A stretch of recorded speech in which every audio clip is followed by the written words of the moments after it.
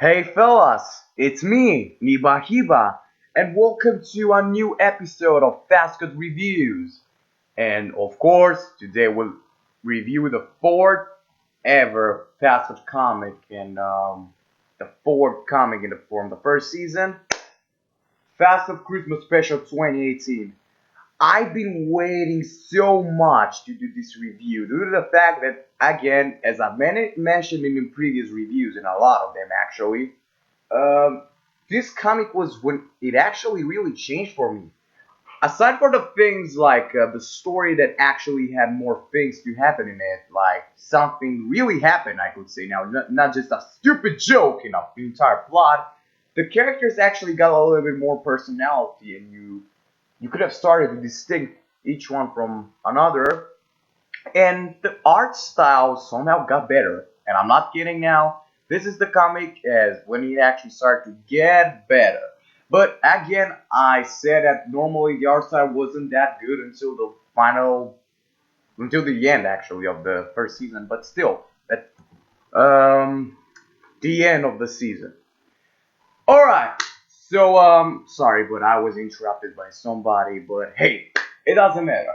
So okay, again, this was the comic that revolutionized it faster as it is today. It is of course a Christmas special, even if this was made 1 month before Christmas. And at the time when I released the first season, this was, fun fact, my favorite comic. And no, it wasn't Japanese either, so like now.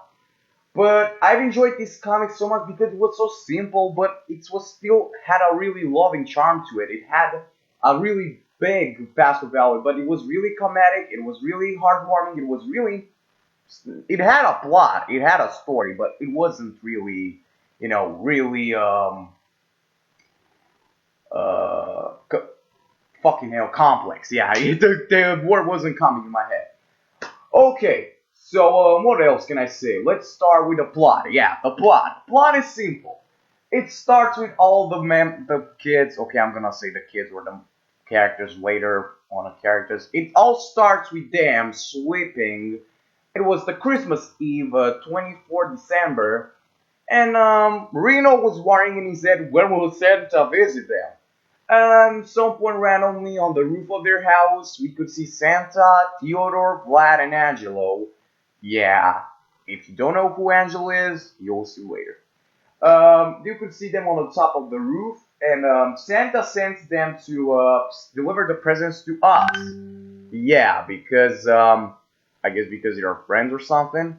But yeah, because it has sense. So yeah. Okay, then Santa pushes them on that thing that Santa Claus is going through, and then I forgot a word. Sorry about me, I don't have a really rich English vocabulary.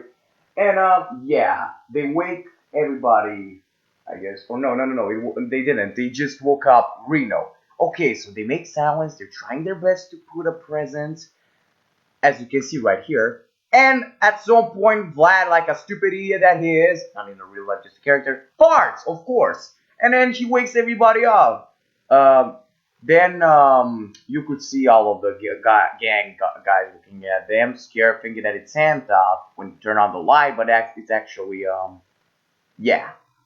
Yeah, I don't know what to say because that reaction was so fun. You could have seen it on their face, like, oh my god, what the fuck? I didn't expect this. They expect to be Santa, but then they turned that party randomly, and I guess that's one of the reasons why I love this story so much. When I've just completed the first season, then of course they party, everybody party until yeah, me and Shooter and Andrea, even if she doesn't talk, but you could see on the chair. They all get bored, and I say, "Come on, guys, it's bored. Let's go to sleep." And Shooter agrees until, of course, at some point, I forgot to mention that a guy when Vlad, Theodore, and Angela going to the home. Um, Corey Taylor actually kills Santa, but at first it was unknown. Yeah, and Corey kills Santa, and it was revealed that actually Corey's the real Santa Claus and not Santa. And you'll see later all the story when we'll get to review the prequel for the Christmas comic. It has to do with this because it's really, really. This is literally, if you take it, logically, this is the continuation to the prequel for the Christmas comic. But okay, moving on. Then we find Corey appears. We find that he's the real Santa, and then he gives us his presents. We are all happy until he says that he needs to drink something because he was thirsty. Then we are drinking beer and stuff, and at some point, because Corey, he was an alcoholic during Iowa days. And fun fact, Corey is 27 in Fast Food Universe, and when he recorded Iowa, he was 27. So yeah, that makes sense. He got drunk as fuck, and yeah, even if he was 27 in the comics, I took a pic with him in 2010 when I think he was uh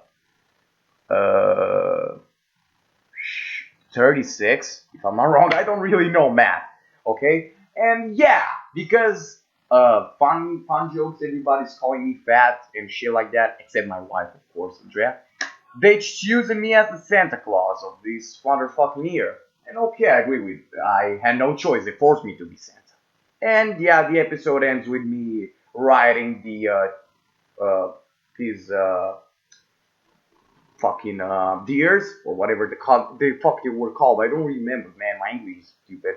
And yeah, then at the end, we find out that George is actually behind everything, and it's the first time when actually Georgie had a evil Georgie cameo. I didn't do that many dark Georgie cameos in the second season, and I'm telling you why, because it will get repetitive.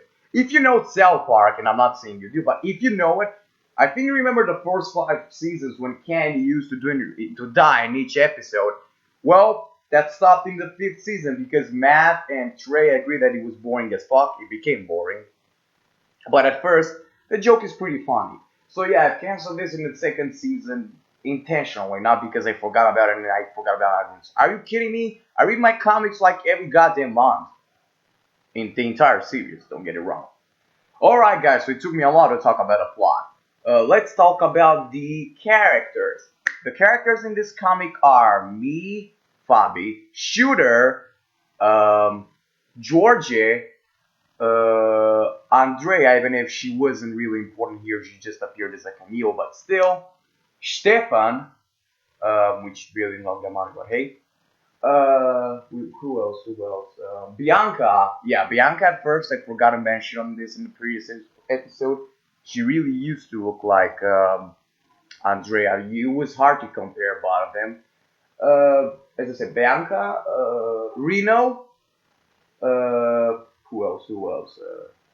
Onutsu, I don't think you really know Onutsu, but he appeared in some comics from the first season. He was a great friend of mine and a real life friend of Stefan. And of course, the elves, Vlad, Theodore, and my brother. Angelo is my brother. So yeah. And Santa Claus and Corey Taylor. Those are all the characters. They really got some character development in here, especially me, Fabi, Shooter, and not Georgia. Corey, I think. Yeah, but even if Corey's not really a major character, but the elves got some really development in here. Well, actually, all the characters got a little development in them as a character, except maybe those who didn't speak at all, like Stefan, Andrea, blah blah blah. You know what I mean. Sadly, but hey. So about the characters, I'll talk about. I said in the previous episode I would talk about why Bianca died, but I'll talk about this in the at the end of the episode. So yeah. Moving on, we'll talk about the art style, which will be pretty short about here. But hey, the art style in this comic was pretty interesting. If you think right now, I've evolved actually a little bit to draw shit. Not gonna lie, even if hey, it wasn't really good, it was still kind of similar to the first 3 comics. But there's some improvements again, not really big ones, but maybe the biggest improvement you could notice with an eye, just in a single open eye. You could notice that I've added real life backgrounds as for the first time, or real life things combined with my drawing stuff. You could see on the backgrounds just now on the video, like.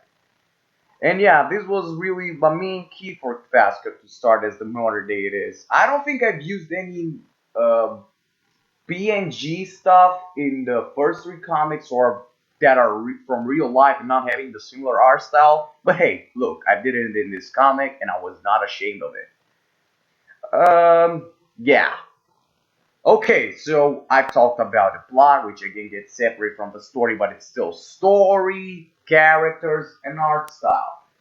Of course, now we're gonna talk about the last thing, not the final rating. We'll talk about Bianca's story. This is quite interesting, but hey, let's start like this. So it was the again Christmas Eve. Everybody was okay. They were in love. You could see them holding each other in the bed, actually, loving them and yeah, each other. And yeah, at some point, of course, those guys arrive. They wake up everybody, and yeah, that party happens. So yeah, Vlad. I'm sorry if you see this Vlad, but Vlad fucked Bianca, and Shooter found out about this after Fabi went with the deers to to deliver the presents.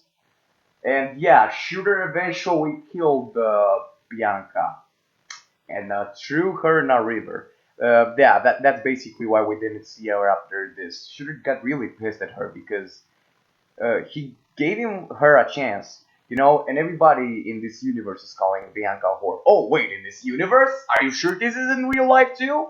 Well, shut up, Mr. Viewer that you know Bianca. I'm sorry, but wait, actually you're right. But hey, okay, we're not gonna talk about this. So yeah, but if you wonder how did they get together, well, in the third comic, it wasn't just random that they recorded this porno. Like when Fabi sees them fucking each other, they were recorded that because they were in a relationship already.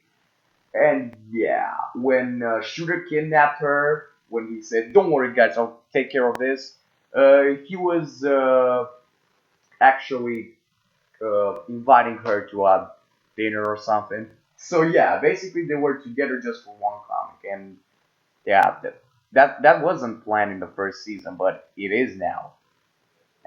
Because of, again, I was inspired by that story with the emo guy and that bitch.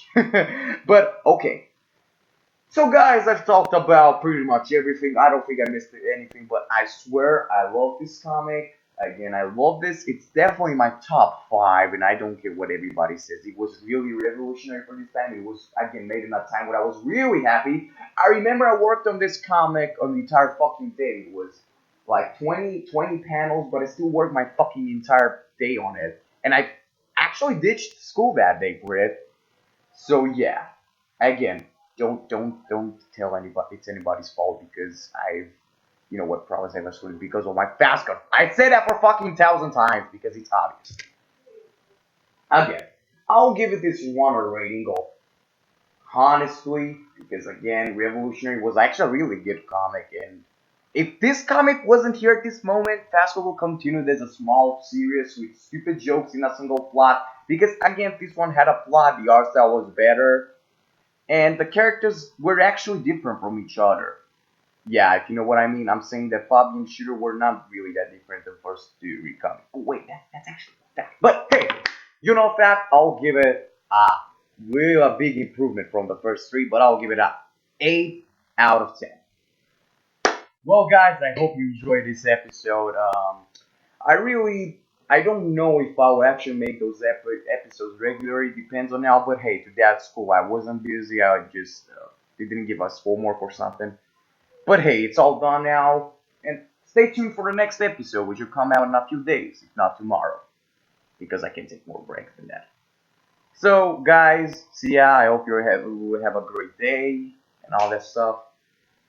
And yeah, see you on the next episode. Also pray for my wife. She's in hospital. I'm not kidding. She was raped by a fucking